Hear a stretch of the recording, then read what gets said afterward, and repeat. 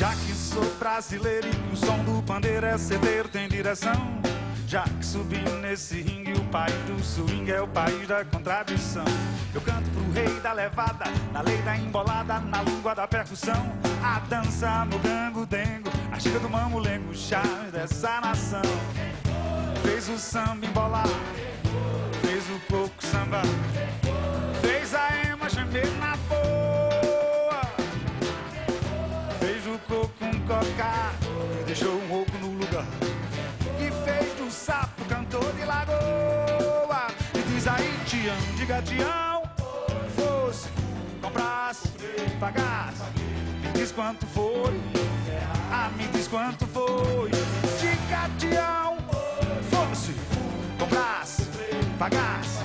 Me diz quanto foi, me diz quanto foi.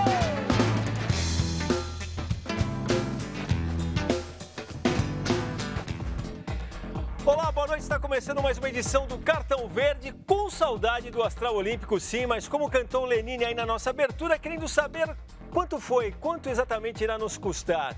A bola voltou a rolar nesse meio de semana pela Copa do Brasil e colocou o São Paulo mais uma vez na berlinda, hein? Já que o tricolor acabou derrotado em pleno Morumbi pelo Juventude, que figura neste momento na Série C do Brasileiro. O Flamengo deu à Sul-Americana um ar de laboratório e o resultado da experiência foi trágico. Um 4-2 para o Figueirense.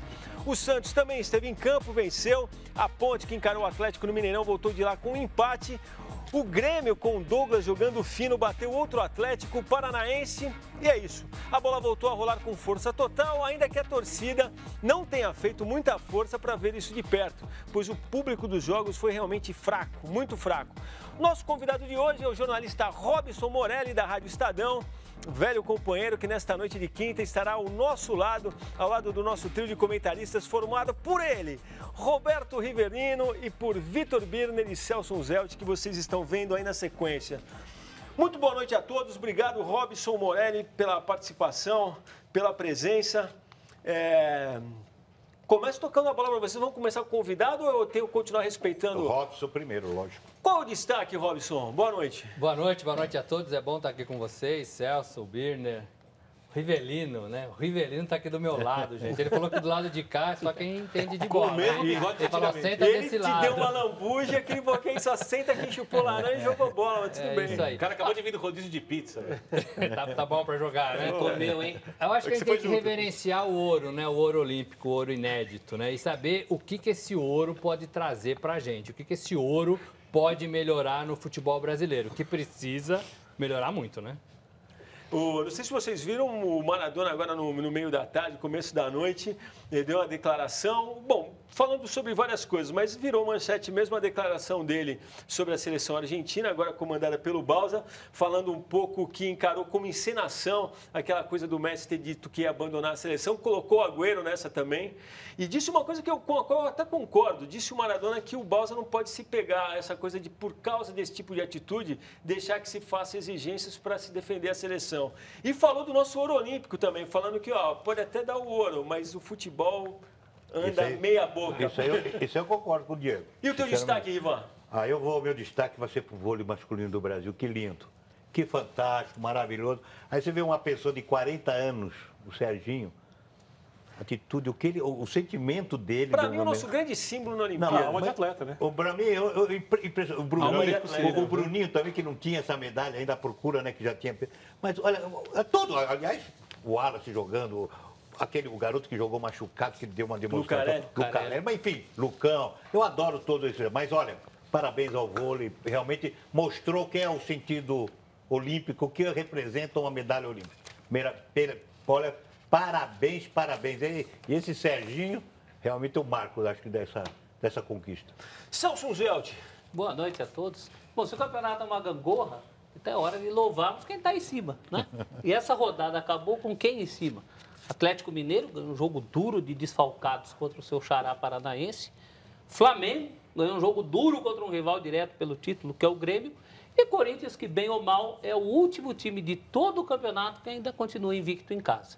Na semana que vem, na rodada que vem, os destaques são outros. Diga, Vitor Birner. A gente vai falar sobre seleção olímpica durante o programa? Não exatamente, mas se esse for o seu destaque, a gente... Não, então vou dar uma enrolada aqui, eu ia fazer um destaque. Não, enrolada, a gente não permite aqui vou dar uma enrolada assim, vou fazer os 2 destaques num destaque só. Um combo, você vai fazer. Vou dar uma misturada. Não, eu tô enrolando porque eu ia fazer um só. Eu acho que a medalha de ouro para a história do futebol brasileiro, ela tem valor de uma migalha para um faminto. Ela não resolve nada, não muda nada, contra seleções fracas, e os atletas não têm nada a ver com isso, porque eles tinham que ganhar, e ganharam. A gente pode discutir a qualidade do futebol, mas eles cumpriram o objetivo deles, a questão é a fragilidade do futebol masculino olímpico. E por falar em fragilidade, eu quero ressaltar a força de todos os atletas que foram à Olimpíada, que não figuraram no quadro de medalhas, sejam brasileiros, quenianos, japoneses, de qualquer lugar da Europa, porque as pessoas não valorizam, e eu me coloco e imagino, como deve ser difícil você disputar uma Olimpíada, consiga ou não o resultado. Então são todos ganhadores, né? E a gente que só valoriza muito quem aparece com o nome ali, deveria valorizar o feito que cada ser humano conseguiu quando disputou os Jogos Olímpicos.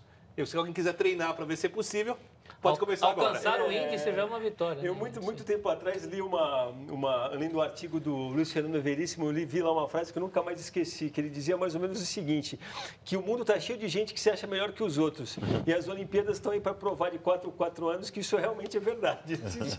Em algumas modalidades, são melhores. E essa coisa do vôlei, eu sou suspeito para falar, porque eu tenho uma história. Quando eu era garoto, joguei muito voleibol, treinei realmente. E acho que a grande lição que o vôlei brasileiro dá é que a gente tem hoje, talvez a grande excelência do nosso esporte se esconda realmente no voleibol, que a gente conseguiu virar referência para o mundo. E quando a gente tem esse trabalho feito, uma hora ele aparece e te dá grandes alegrias, como foi o caso. Eu acreditava muito mais que a gente pudesse chegar ao ouro com a nossa equipe feminina do que a masculina. A feminina foi no jogo contra a China ali, um pouquinho abaixo, mas ainda um grande jogo contra uma seleção inquestionavelmente gigante, né, nessa Olimpíada. E o vôlei masculino, ao contrário, fez uma primeira fase com bastante oscilação. Contra a Argentina ainda não jogou, que pode, de repente, na semifinal, pum. E vou até fazer um catálogo. Impressionante. 6-0. Arrebentou. Uma das seleções mais difíceis. E vou fazer até um catálogo com o que você falou, que eu acho o seguinte, eu acho que a grande lição que fica também é que o espetáculo verdadeiro são os homens, cara. Né? São as histórias... Os seres humanos, quer dizer. Exatamente. Homens e mulheres. Homens e espécie, exatamente. Que a gente acaba vendo ali refletido. E acho que tem muita coisa. Eu mesmo fui muito crítico dos jogos e diria para quem teve o mesmo tom que eu, para não baixar a cabeça não, entendeu? O negócio foi bonito, mas como a gente disse, eu quero ver quanto vai custar, quem vai gerir as arenas que vão custar aí perto de 80 milhões de reais por ano.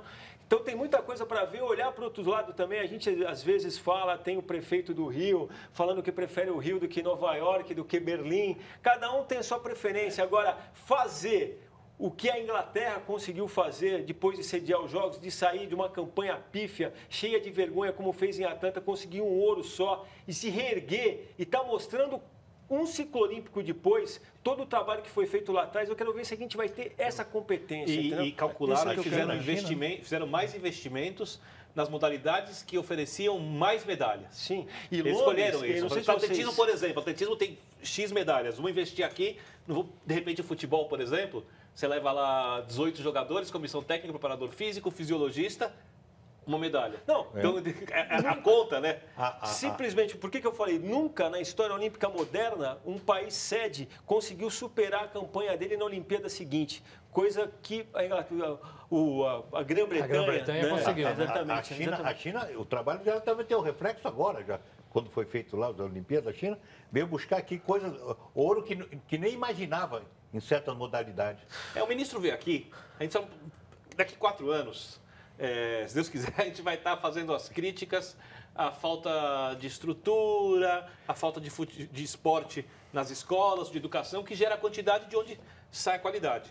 Né? A gente precisa entender que aqui, quando se investe, e nem que não seja necessário, ou o máximo necessário, tanto faz, num esporte, num centro de excelência, a gente só tem o final do processo. A gente não tem a base.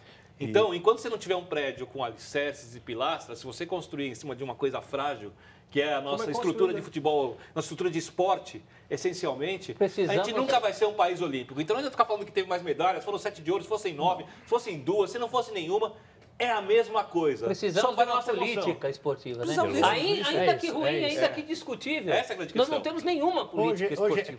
Se voltar à escola, na escola, tem que ser na escola.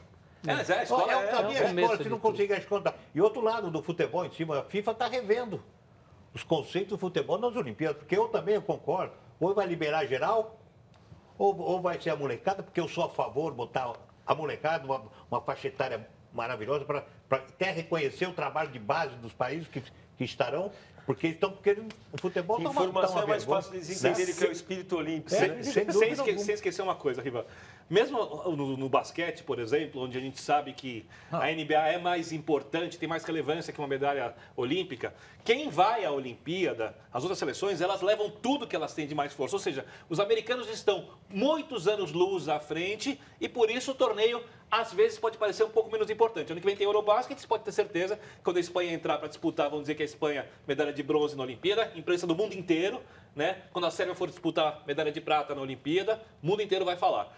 Isso funciona para todos os esportes, menos golfe, o campeão do PGA Tour é o principal, tênis, que é um torneio de Grand Slam, é mais importante para um tenista do que uma medalha olímpica, e no futebol.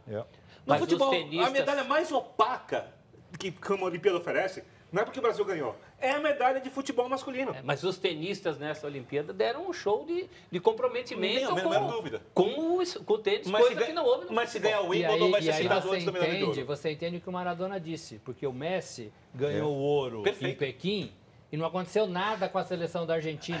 Nada. Uma geração perdida. Reclamam de 23 anos de jejum de títulos, ganharam 2 medalhas de ouro nesse meio tempo. Não, até pra gente seguir bem lembrado, Morelli, porque quando ele falou também, ele falou do Brasil, mas ele colocou a Argentina no mesmo balaio. Falou, o Brasil e a Argentina estão vivendo a mesma situação. Pode dar o ouro que o futebol continua Agora, fique claro para as pessoas que isso não é uma briga entre gostar ou não da seleção. Os jogadores tiveram os méritos deles, os jogadores não têm nada a ver com isso. Eles foram lá para disputar uma competição como ela é e ganharam o título. Estão de parabéns. Mesmo com a dificuldade que teve, não importa, estão de parabéns. Estão de parabéns essa medalha primeiro. E eu acredito também o seguinte, daqui 4 anos eu quero ver qual jogador que vai fazer questão de jogar na seleção olímpica. Eu acho que, se não mudar os conceitos, acho que ninguém vai ter o prazer. Porque o desafio mudou, é verdade. Né? Não tem mais o desafio. Bom, vamos lá. Nosso sorteio de hoje, vocês vão ver aí. Tem uma camisa de ouro da seleção masculina de vôlei, tão falada aqui. Devia ser do 10 aí. E uma bola de futebol inspirada na Rio 2016. A nossa enquete de hoje irá exercitar o lado palpiteiro de vocês.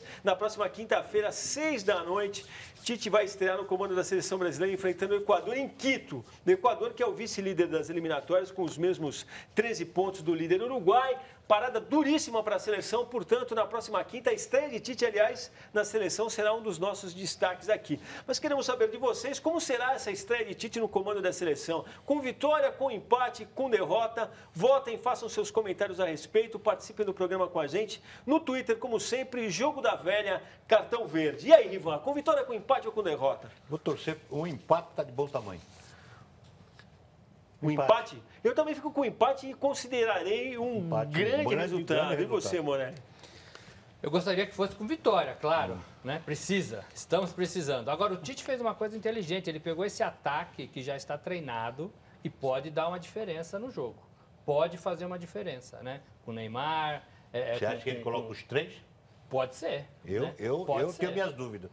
Eu não acredito que ele coloque os 3. Eu, particularmente. Se ele colocar, ele vai usar esse entrosamento dos jogos. Né? E aí pode ser que ele tenha alguma vantagem. Mas faltou a peça principal também, que era o Luan. Que era o Luan, que não está nem na lista. Que ninguém entendeu por quê.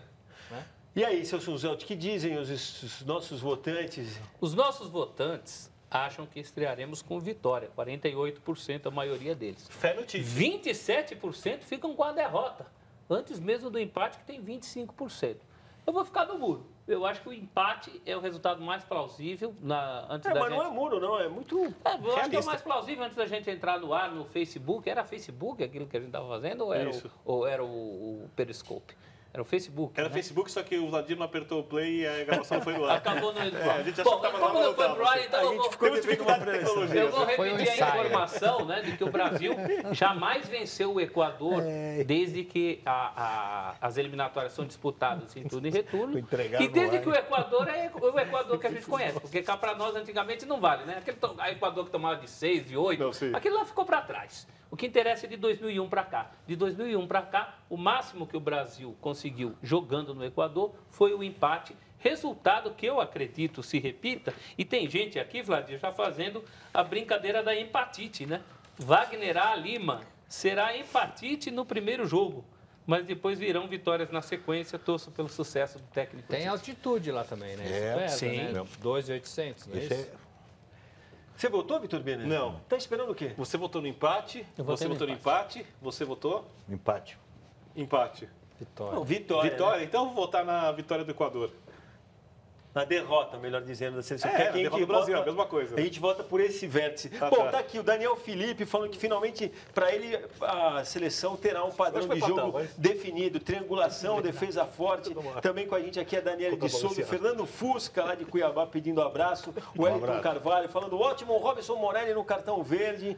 A Maria Fernanda, Paulo Matos e por aí vai. E tem gente aqui também botando fé na derrota, como disse o Vitor Birner, que eu queria conseguir nominar. Eu tô torcendo que vai dar empate, mas eu votei na derrota porque... É difícil de entender, a gente não... Porque eu acho que ela é viável e...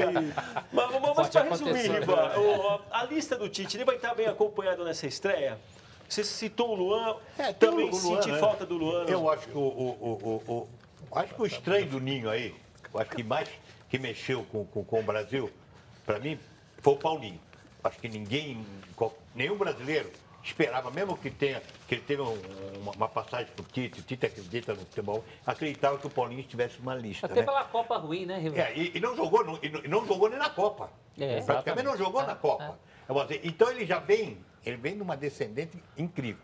Agora não sei também se é verdade não que estão falando, que o Tite mandou ficar 20 dias com o Paulinho lá para ir trabalhar, para acompanhar o Paulinho na China.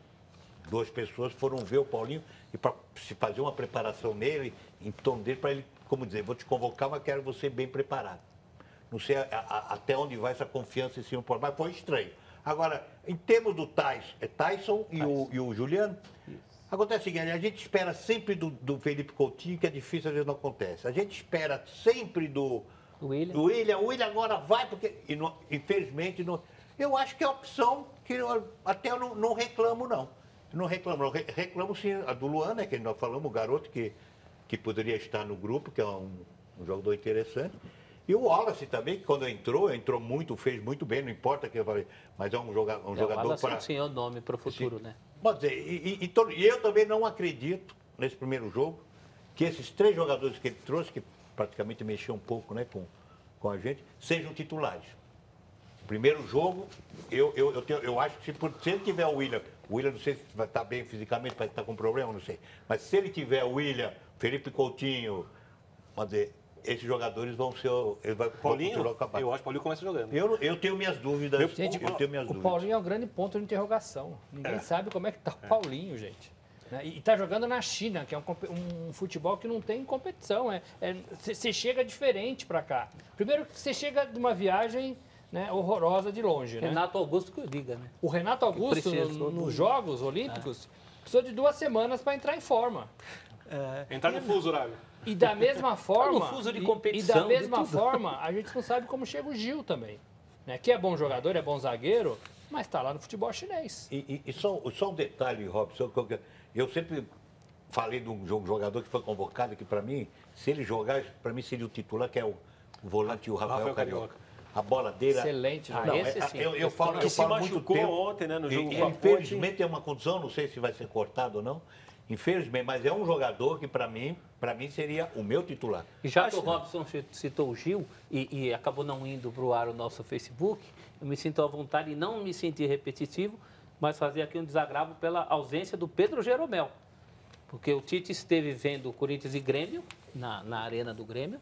É um jogo que o Pedro Jeromel jogou praticamente de goleiro. Ele acumulou as funções de goleiro e zagueiro. E, para mim, é de longe o melhor zagueiro do Campeonato Brasileiro. Já faz tempo Acho isso, que tinha que ter um lugar para o Pedro Jeromel. Mas eu sempre faço uma pergunta quando estou lá no alto, por exemplo. Eu quero jogar, eu falo assim, tudo bem, quem sai? Quem você tira da Eu lista? tiraria o Gil, por exemplo. Pronto, perfeito. Sem nenhuma... Tem gente aqui falando, Paulo César Rodrigues, cartão verde, o Tite pirou, ele convocou o Fagner, que é o Reinaldo da lateral direita, vai sofrer, segundo ele aqui. O Robson, creio que o time vai entrar com muita vontade na estreia do Tite, embalado pelo título olímpico. Eu também acho que vai um abismo, entendeu? Que uma coisa é um torneio de futebol olímpico, outra coisa é a realidade de uma eliminatória, entendeu? Com o Brasil com a corda no pescoço, eu não sei do que se aproveita não, viu? Iraque, África do Sul, Dinamarca bem meia boca. E de repente o que eu acho é o seguinte, eu acho até que o Tite tem que convocar o que ele acha, né? Mas eu acho que o que eu acho interessante é que sempre foi convocado, o que foi convocado são os melhores. Né? Sempre em seleção, quem são os melhores na posição? São convocados. E hoje eu não vejo desse jeito, então já começa a se formar uma família. Não, porque mas vai ser isso. Mas ele chamou muito na confiança. Mas Fagner, Paulinho, ele pensou no extra-campo. Gil, muito na confiança. Não me agrada. A mim também não. É diferente. Antigamente, na minha época, que a gente tinha, graças a Deus, podia formar 3, 4 seleções.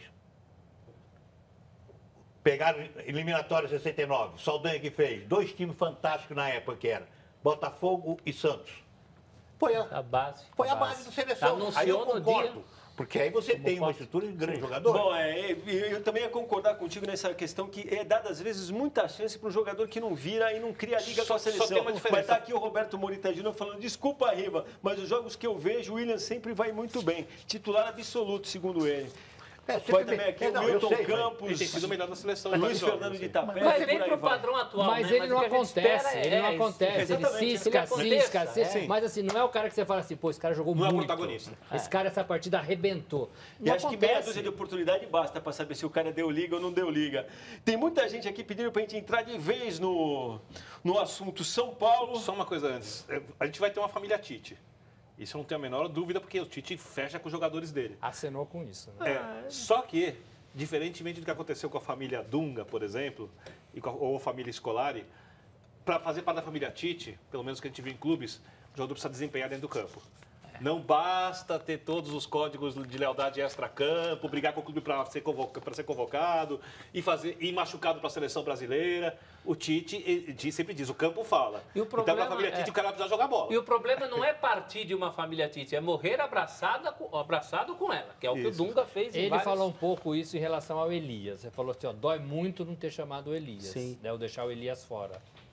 Mas o Elias, ele deu a entender que o Elias não está jogando bem. Ele tem de separar um pouco o clube de seleção. Eu fico imaginando o que o Paulinho está jogando. É totalmente diferente. Então, de repente, você não vai bem? Pô, então, cada convocação ele vai trocar quantos?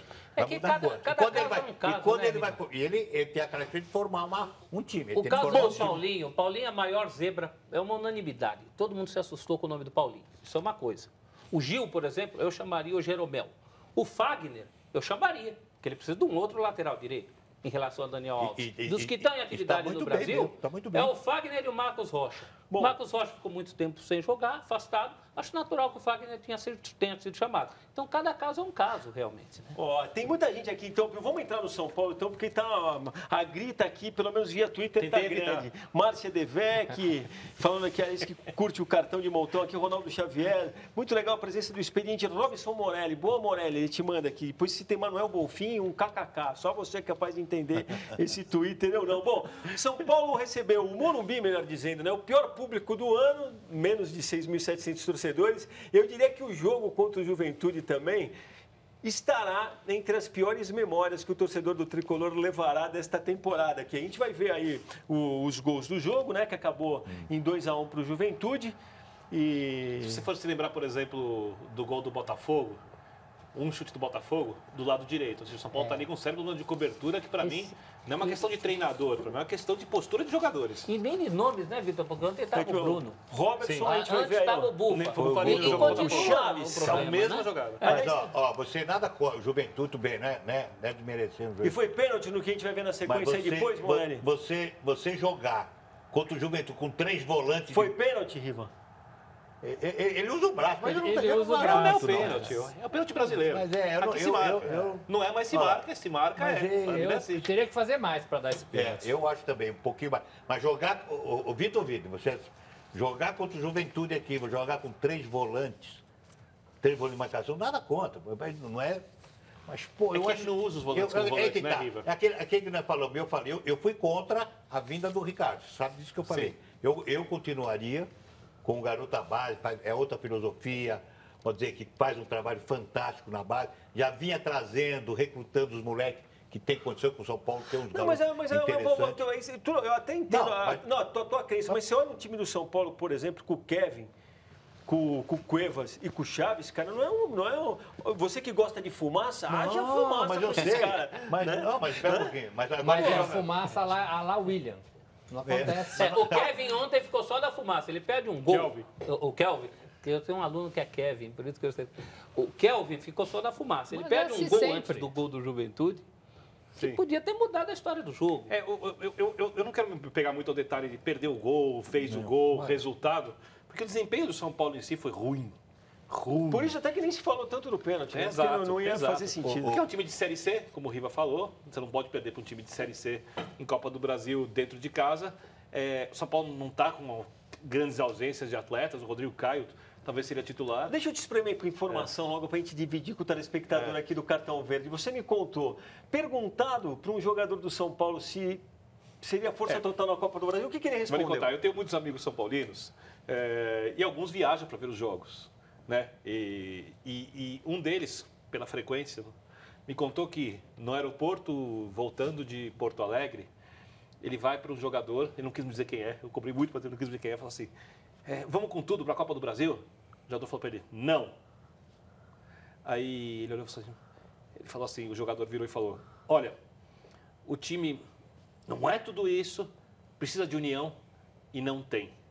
Aí, não sei se isso tem a ver alguma coisa ou não, o rapaz olha e tem 4 jogadores no lugar, os estrangeiros, menos lugar, isolados, um outro grupo lá, alguns nem pareciam que tinham perdido o jogo. Por isso, hoje, a direção, para coincidir, fez uma reunião. Então, aí o Chaves falou que o problema está dentro de campo só. Então, fora de campo... É óbvio que está dentro de campo, né? Dentro de campo a gente viu. Vou perguntar para o Riva, né? Dentro de campo a gente viu. O Riva pode falar de vestiário. Da vivência. Então, no saguão de um aeroporto, por exemplo, é possível notar alguma coisa se for... Não. Então não tem nada a ver. Porque amanhã eu tenho uma intimidade mais com o Robson. Normal, do futebol. Você tá os três aí, nós estamos batendo papo aqui. Pô, eu não preciso estar, porque o que eu acho, eu tenho um conceito isso aí. Que em 70 muita gente fala, né? Pô, seleção unida nada. Desculpa falar, porra nenhuma unida. Unida dentro do campo. Choque de vaidades? Aí, não tinha choque de vaidade, não, mas era unida dentro do campo inteiro. Eu não preciso sair com você para jantar, pô, depois do jogo. Eu só porque eu quero. Se eu não me dou bem, mas dentro do campo, não. Mas você tem que ser dentro do campo. O parceiro é dentro do campo. Então os caras estão no sentido errado. Tá tudo bem fora, mas dentro fora. O Corinthians campeão de 2000... Né? Todo mundo era um pau todo dia. O Palmeiras em 93, 94 foi de mundo. Mas estão falando de times basicamente espetaculares, não do time querido do São Paulo de hoje. Não, mas aí você entrava em campo e todo mundo sabia o que tinha que fazer. Mas até o Malco, né? O capitão Michael. O Michael falou, agora tem que botar. Ele falou, ele deu uma entrevista, falou, agora que você vê o homem, vê lá dentro do campo, que você tem que mostrar dentro do campo. Isso aí que eu acho. Não, e tem gente aqui também. É importante, apesar que o time do São Paulo não é esse também, se nós apoia ruim, né? Ele tá na média do time. O elenco agora, é bom, cara. O que vem sofrendo, Vitor, o que vem sofrendo desde o início é esse problema de planejamento, de como vai fazer. Agora, que nem traz o Ricardo Gomes. Ele falou, eu não vou mudar tudo, eu espero mais 7, 8, 9 jogos. Aí acabou o campeonato. Agora é diferente fazer assim, a diretoria chegar, eu estou trazendo o Ricardo Gomes, pro ano que vem só, Tricolor. Esse ano esquece o São Paulo. Mas não é isso, eu não vejo isso. O Muricy, vamos lembrar, dessa mesma cadeira que o Robson Morelli está, semana passada, disse que o elenco de São Paulo é melhor que o elenco do Corinthians. Aí você olha a diferença de pontos dos times, as campanhas. Eu acho isso também. Então, eu também tenho essa impressão. São Paulo é melhor. O Gerson diz aqui que São Paulo e Corinthians vão terminar abraçados nesse campeonato brasileiro. O São Paulo tem mais opções que o Corinthians, né? Mas a gente vendo de fora, a impressão que dá é que houve um retrocesso em relação ao trabalho do Balsa. Porque enquanto o Balsa estava lá, a gente discutia uma série de coisas. Não, e saíram Ganso, o Canelli, teve uma perda de qualidade também. Mas essa história de que o time, antes do Balsa, era a história do time sem alma, né? Se falava muito sem alma. Isso tinha acabado. Isso tinha estancado. E agora isso voltou. Né? Começa a se falar disso de novo.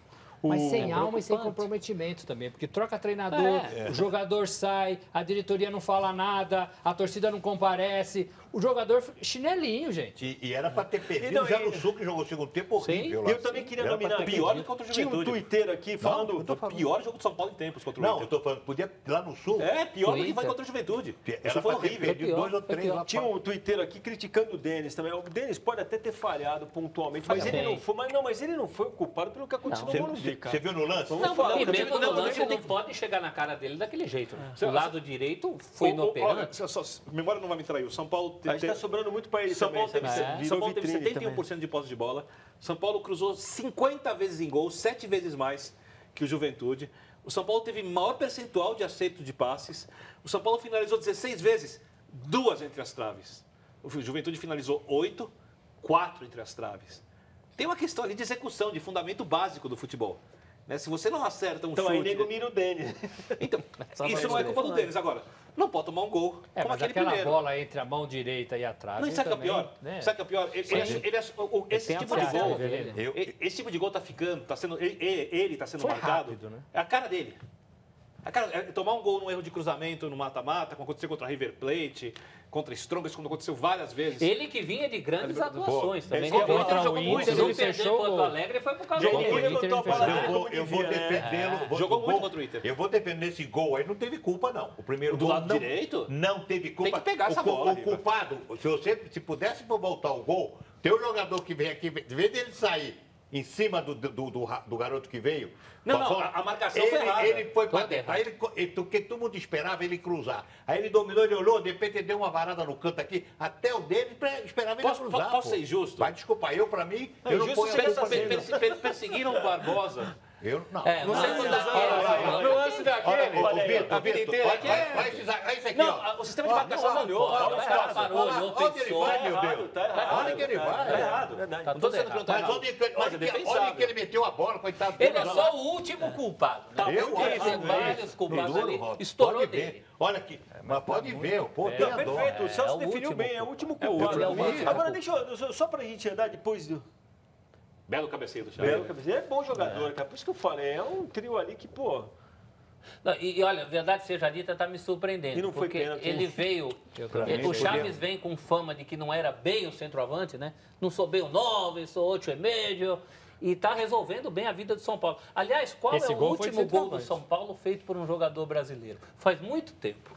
E eu não vou saber te dizer. Bom, eu vou levar vocês agora para outro jogo lá no Mineirão. A Ponte Preta, diria que fez o que pôde para segurar o Atlético Mineiro, né? Até terminou o primeiro tempo melhor do que pensava, acabou voltando com um empate que continua sendo um grande resultado. Talvez esse não seja o melhor jogo, a gente vai ver os gols aí, queria até ouvir vocês. Por que os times, no final, acabam tendo outro desenho e sendo outros na Copa do Brasil, né, cara? Porque não era, pô. O Atlético no primeiro tempo, por exemplo, vocês falaram de chances perdidas, tem pelo menos meia dúzia de chances, cara, para fazer, e não faz. E por incrível que pareça, depois a gente vai ver o Mike Suel, que entrou no lugar do Otero depois, é que deu um gás diferente pro Atlético. Mas o Atlético vem de uma campanha forte no Campeonato Brasileiro.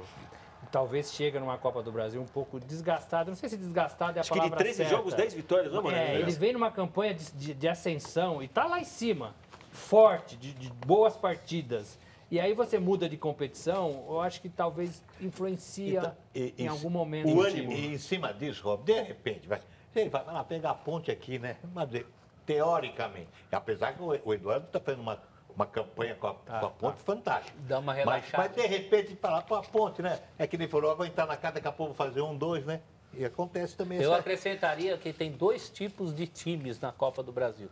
Aqueles para quem a Copa do Brasil é vida ou morte. Corinthians e Fluminense que se cruzam. Tá? E tem outros times, como o Atlético, Cruzeiro, como o Palmeiras. Para o Cruzeiro é vida ou morte. Para o Inter é vida ou morte. Para o São Paulo. Para esses é a última bolacha do pacote no ano de 2016. Né? E para o Galo não é. E acrescente-se a isso que a Ponte é um adversário valentíssimo. É o adversário do Corinthians no sábado. O Corinthians vai pegar uma Ponte Preta que vem de um empate com o líder do Palmeiras na Arena do Palmeiras. Não, é um senhor adversário esse time da Ponte Preta. Um time muito bem montado e que ontem acho que só cometeu um pecado. O Rafael Carioca se machuca aos 32 do segundo. Não tinha mais substituição. Eram 13 minutos da Ponte com 11 contra 10. E aí a Ponte apostou mais no empate. Não chega a ser um pecado. Empate com o Atlético em Minas não é de se jogar fora. Mas poderia ter usado. Mas aí pesa um pouco a camisa, o mais, lugar. né? Agora, um detalhe em cima, da pincelada Santos e Vasco. Tá no próximo bloco. Tá, então tá bom. Então, vamos aproveitar então, a gente faz rapidinho o nosso primeiro intervalo e a gente vai para o intervalo então com um gol que acho que você vai considerar também, eu considerei pelo menos o mais bonito marcado pelo Santos. A gente falou do Renato, não fez, também não foi aqui, mas um passe de calcanhar belíssimo pro gol do Lucas Lima. Em menos de 2 minutos estaremos de volta para falar da partida entre Santos e Vasco na Vila Belmiro. Até já.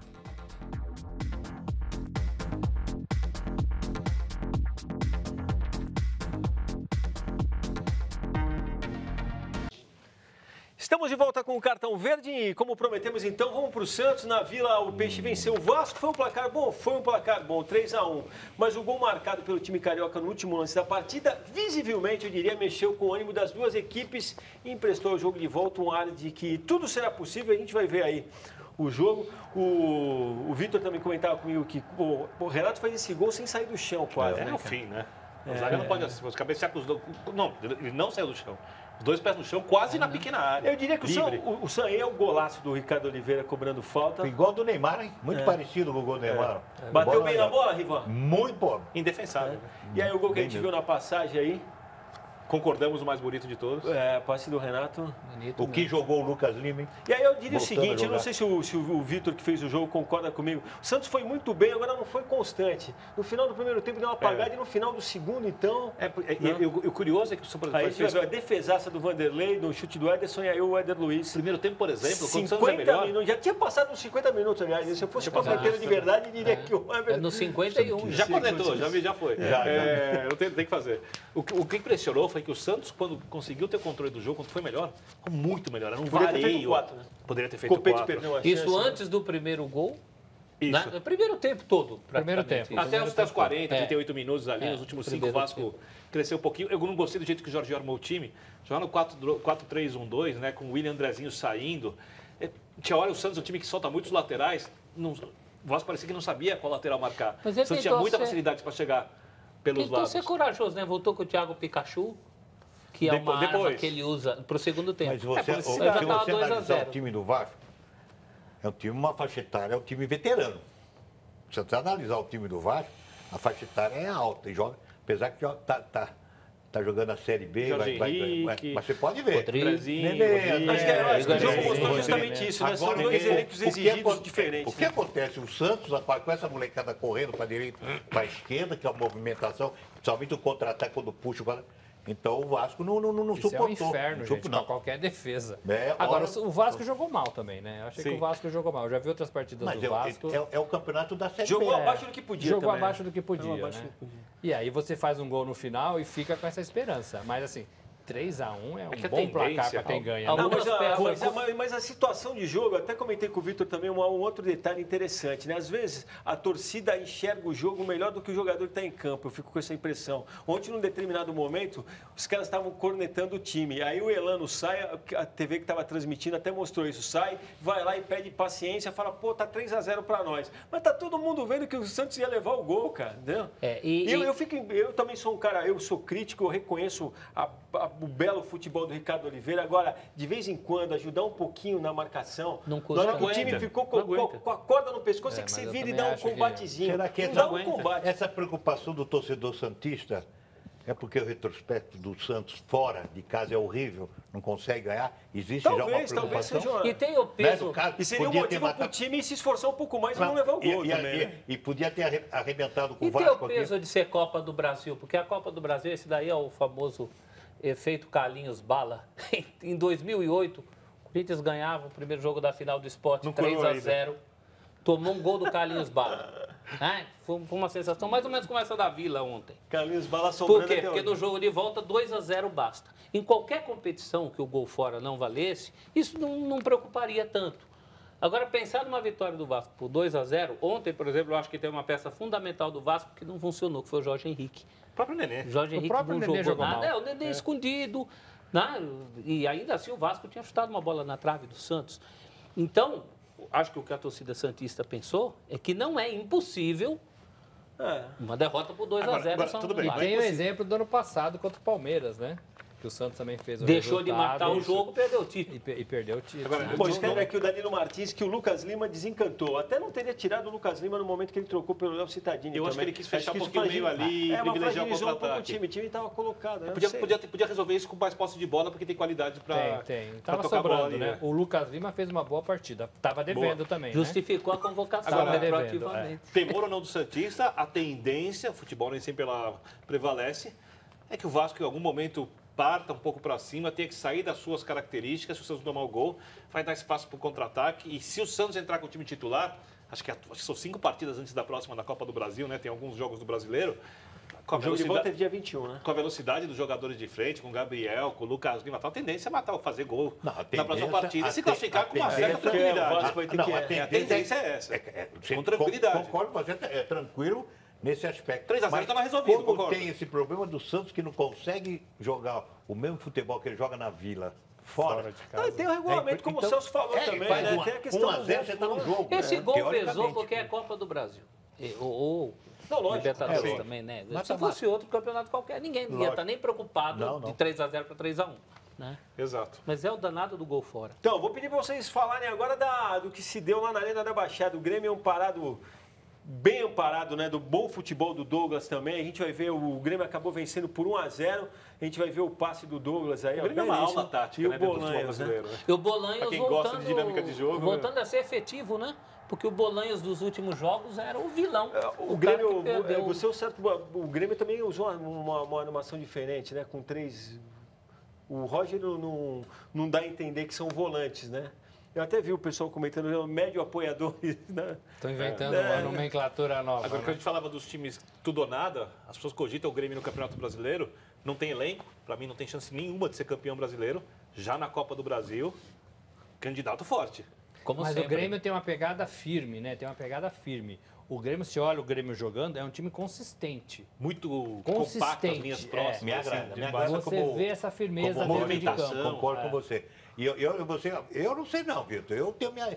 É um time de chegada. Não tem elenco, Rival. Mas Olha o elenco do Atlético, do Flamengo, a eu quantidade sei, do Palmeiras. mas não tem. você vê o problema o Palmeiras mesmo. eu não sei não a constância também, viu? que está tendo, a gangorra que a gente sempre fala desde o começo. Depende É, da o pé- brecha que os outros derem. E ele tem um jogo a menos, hein? Ele tem um Sim. jogo a menos, o Grêmio. Sim. Tem um jogo a Agora, menos. o Atlético Paranaense que deu realmente se desfez de jogador, é, deixou o gozado, Walter embora, eu não entendo. Eu não entendi A essa gente do estava Walter aqui... Será que achando que já está livre? do Veio rebaixamento? naquela paradinha da Olimpíada, era quinto colocado, sei lá, O deixa eu sair Atlético todo teve muitos problemas políticos. Né? É, O né, Walter parece. quis ir embora, o Marcos Vinícius acabou afastado, vice-artilheiro do Jogadores do importantes. time, acabou afastado. O próprio vice-presidente caiu.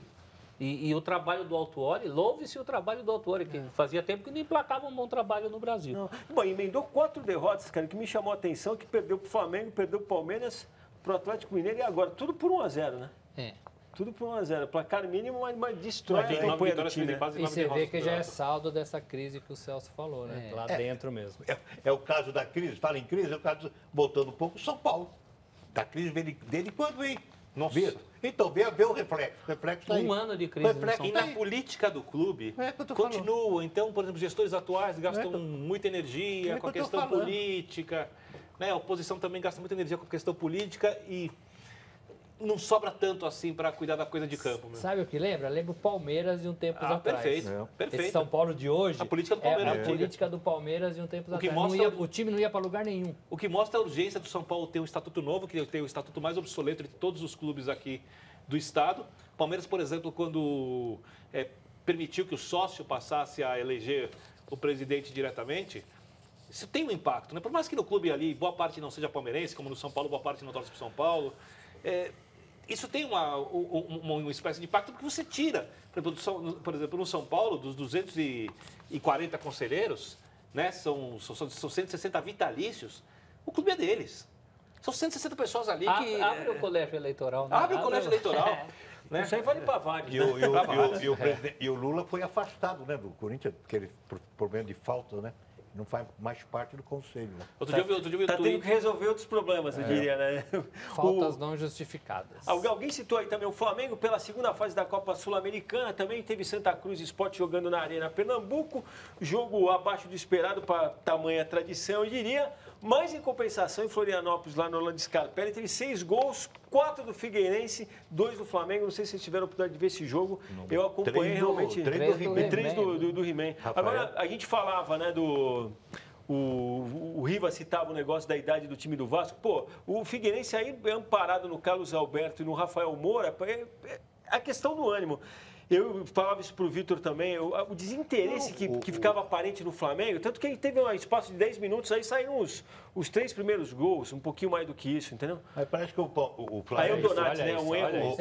Mas o Flamengo jogou... Fora de script total, mas ao Moura.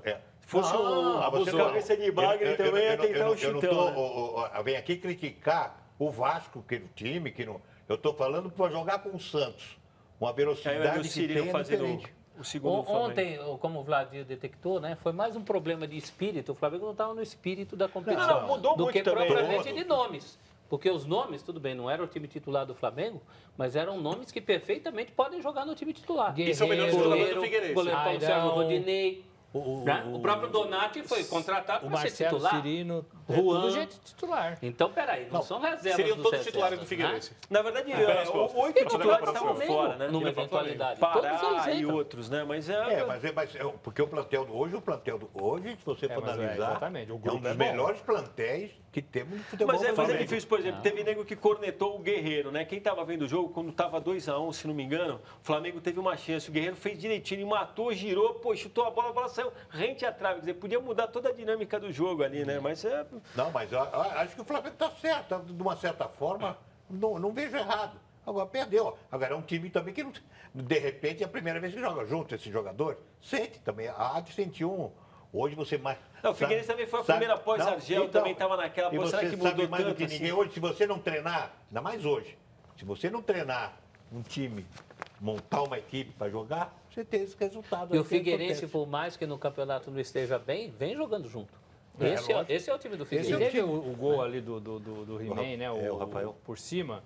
O rapaz teve uma infelicidade danada, né? Foi assim, escorregou dentro do... Né? Era o último Caiu homem. sentado. Mas antes da gente ir para o último intervalo, a gente reservou um lance aí que eu sei que você vai gostar, Riva.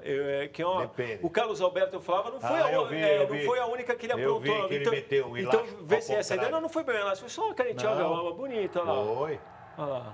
Olha lá, jogou e deu. É bonito. Categoria, eu gosto. Vale a pena pensar, né? É uma pena o Carlos Alberto, né? Porque a gente sabe que ele sabe fazer isso, mas é uma carreira tão acidentada. Pô, mas ele tem uma plástica, né? Tem uma maneira de sabe jogar. É campeão europeu pelo Porto com o Mourinho. Mas você vê cara rodado, né? Tá diante de um time como o Flamengo, mas não treme, né? Sabe fazer Mas você sabe, Vladir, que ele lá no Figueirense, pelo menos ele está mantendo... Faz tempo que ele está lá e sempre colaborando com o Figueirense. Sempre que se apresenta, ele dá o máximo dele. Tecnicamente, com a bola no pé, é um grande jogador. Bom, muita gente aqui, DJ Bico, falando do Morumbi. Desbarrancada do São Paulo, segundo estádio para 70 mil, vai 5. Ele já diminuiu também, o número mínimo aqui também. Na verdade, 6.693. Mas essa rodada, hein, Vladimir? Essa rodada toda parece que o público foi baixíssimo. Mas eu também acho que é ressaca também. Final de mês é fogo também. Olha, o jogo que a gente citou, Sport Santa Cruz 0-0, primeiro jogo também, entre os dois clubes, primeira vez que eles jogam por uma competição internacional, 5 mil pessoas. E Santa Cruz Esporte é o chamado clássico das multidões. Tinha 5 mil pessoas. Não é para acontecer isso, mas no dia que houver clássicos ou jogos diretamente entre times não do mesmo país, desde a primeira fase, porque se eles se encontram, por exemplo, se o Sport passou do Banfield e o Santa Cruz, outro time, eles se encontram na próxima fase, valendo um mata-mata na frente. Só que isso ainda parece um torneio nacional, essa primeira fase da Copa Sul-Americana. É verdade, é muito estanque, né? Muito parado. Eu acho que não funciona esse sistema. Né? Olha... Mas tem muita ressaca da Olimpíada também. Muita. O público no Palmeiras, principalmente no Corinthians, então, não tem outra explicação, né? Muito frio em algum lugar. O Atlético Mineiro parece que não teve... Também foi baixo. Baixíssimo também. Mas foi acima do Morumbi, bem acima. Nessa guerra da nossa monocultura, o vôlei venceu o futebol, finalmente. Em 2 dias. Não, e você vê que diz que vai ter um jogo, né? Vai ser no estádio, vou fazer um jogo, parece que até na arena. A proposta para ver um jogo de vôlei na arena. nos moldes do que se fez com a União Soviética. Seria bom de ver. Sob chuva, para quem não se lembra. Lembra? Jogadores enxugando o tablado. Sensacional. De roupa na mão, de roupa na mão. A gente não esquece a história. Aliás, a medalha também, obviamente. Qualquer medalha que o Brasil ganha, toda a história do vôlei, você tem que lembrar de Luciano do Vale. Aquela história que na chamada do Jornal da Cultura vocês foram chamados de meninos, esqueçam então. E vamos rapidinho para o nosso último intervalo. Na volta, iremos visitar mais uma vez o lado vidente e intuitivo aqui do nosso time, trazendo para vocês o palpite sobre o líder. Retrospecto de arrepiar, no pior dos sentidos, eu diria. Até já.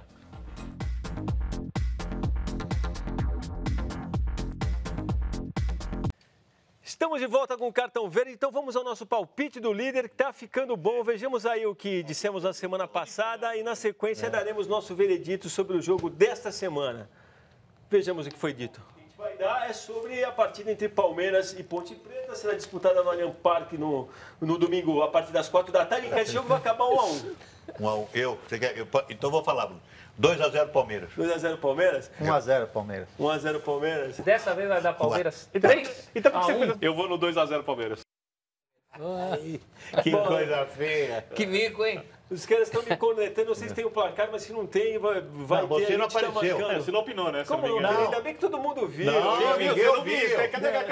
Cadê? Por que tirou? Cadê? Tá aí. Tá 1 a tá aí. 0. Por que essa bolinha lá em cima? Ô, pra você, essa bola. Só tem xizinho aí. A gente combinou o seguinte, tem uma bolinha dourada quando o sujeito em questão acerta não só tá de o brincadeira. resultado ou o time que ganhou, mas também o placar. Tá de esquema com a produção. É lógico. Só pode ser isso, assim. Ele tá fazendo o Ju, regulamento. o que tá acontecendo? Isso é verdade. Isso é Não temos verdade. Mas Bom, quando- no jogo dessa semana. Tá, mas quando acerta o placar, 2 bolinhas. Meu, o que aquele Não, X é uma da bolinha que aquele X dourada. que tinha Ah, antes? bolinha Vale dourada. 2 pontos. Ontem foi a primeira semana. Não, o nível de atenção de vocês está A ótimo. gente já errou tudo na primeira, você não lembra? Nós erramos, Vitor. Não, mas não valia ainda. Vamos mostrar a arte aí, então, do Vai jogo lá, dessa vai lá. Valeu, semana. a Copa Por Rio. favor. Valia.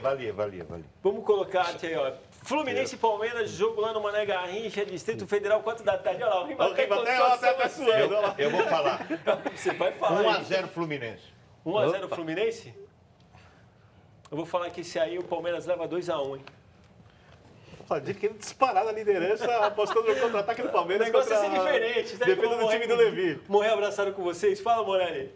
Eu vou com o relator, 2-1 Palmeiras. Olha lá, vai botar a bolinha no convidado. Ó. Fala, Sansão Zé. Tá querendo Pô, ser eu vou chamado de insistir novo, no hein? o Palmeiras, tá me decepcionando muito.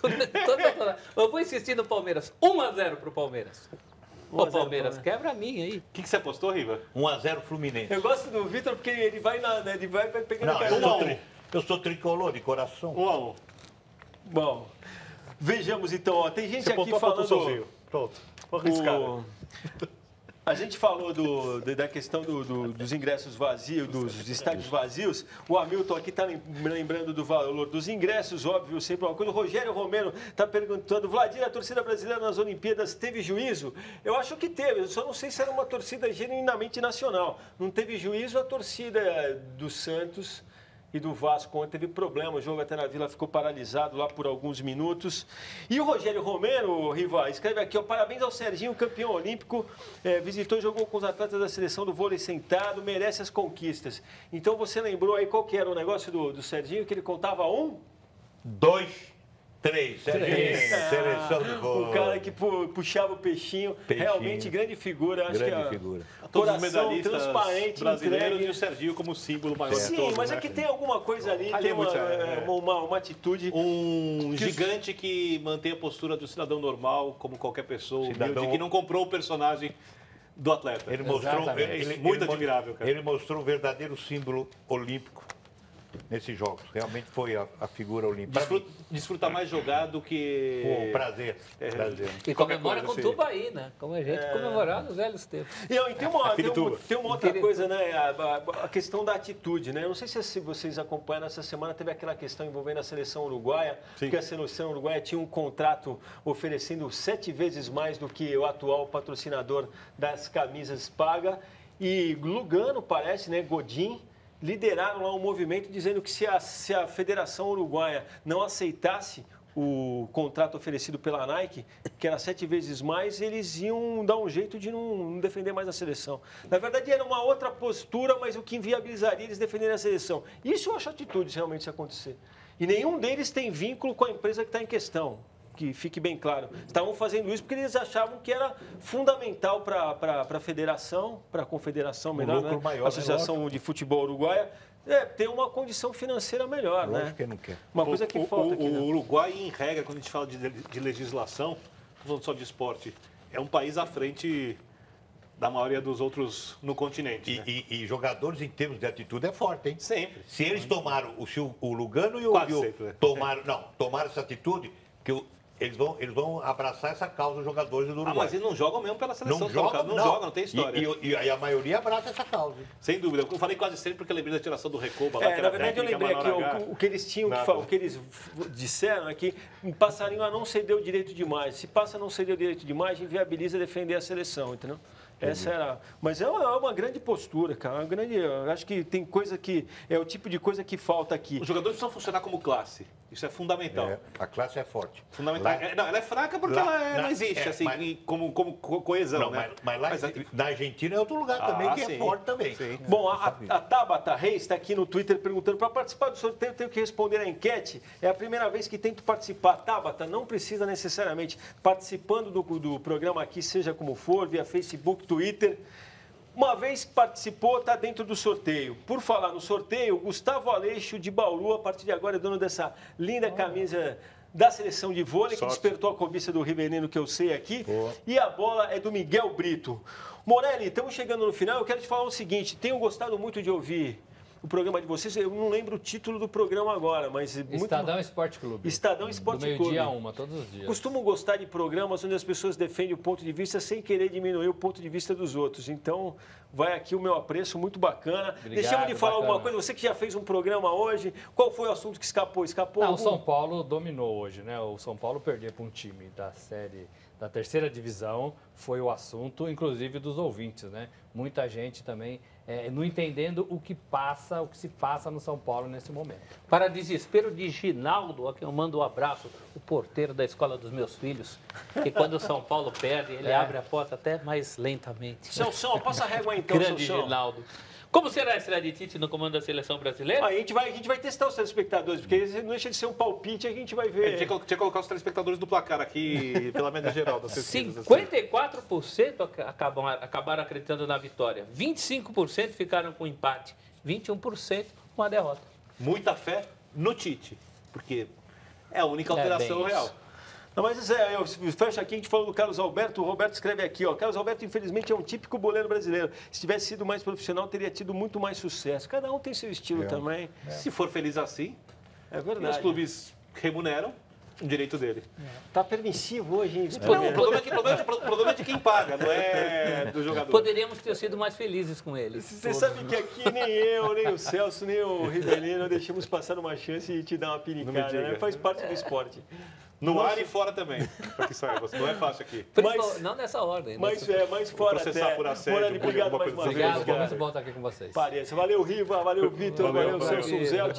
E a gente se despede aí com cenas e gols dos primeiros jogos das oitavas de final da Copa do Brasil, que ocupará também o meio da próxima semana. É isso, semana que vem tem mais futebol e Cartão Verde. Obrigado pela sintonia com o nosso time. Estaremos de volta na próxima quinta, 10 da noite. Um ótimo final de semana. Mais uma sexta-feira se avizinha aí. Juízo, torcida brasileira, aquele abraço.